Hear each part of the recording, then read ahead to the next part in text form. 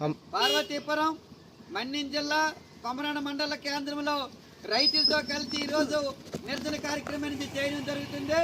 దీనికి సంబంధించి 2 రోజులుగా అకాల వర్షాలు కురచడం వల్ల ఈ రైతులందరూ కూడా నువ్వు పంట కానీ నువ్వు పంట, మొక్కజొన్న, అరటి, టమాటా అలాగే జీడి కూడా పూర్తిగా నేలకొల్లే పరిస్థితి ఉంది. ఈరోజు చేతికొచ్చిన పంట బాగా పండుతున్న నేపథ్యంలో ఇలా 2 రోజుల భారీ వర్షాలు కురచడం వల్ల మొత్తం నేలపాలయ్యే పరిస్థితి ఉంది. ఇలాంటి సందర్భంలో యుద్ధ ప్రాతిపదికన హార్టికల్చర్ అధికారులు, వ్యవసాయ శాఖ అధికారులు, రెవెన్యూ శాఖ అధికారులు గ్రామాలకు వెళ్ళి పర్యటించి రైతులు పోయిన పంటలన్నీ కూడా పరిశీలించి అన్ని విధాలుగా ఆదుకోవాలని చెప్పి మేము సిపిఎం పార్టీగా డిమాండ్ చేస్తున్నాం.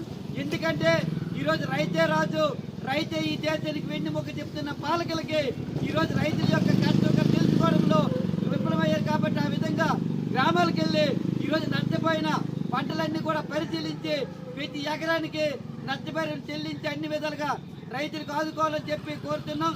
కొన్ని ఉగాది వచ్చింది, మంచి సరదాగా ఉంటామని ముందడుగు వేస్తున్న నేపథ్యంలో ఈరోజు వర్షాలు చూస్తే పెద్ద దమ్ములప్పుడు కూడా లేని వర్షాలు ఈరోజు కోరడం వల్ల రైతులు కళ్ళంటే నీరు కారే పరిస్థితి ఉంది.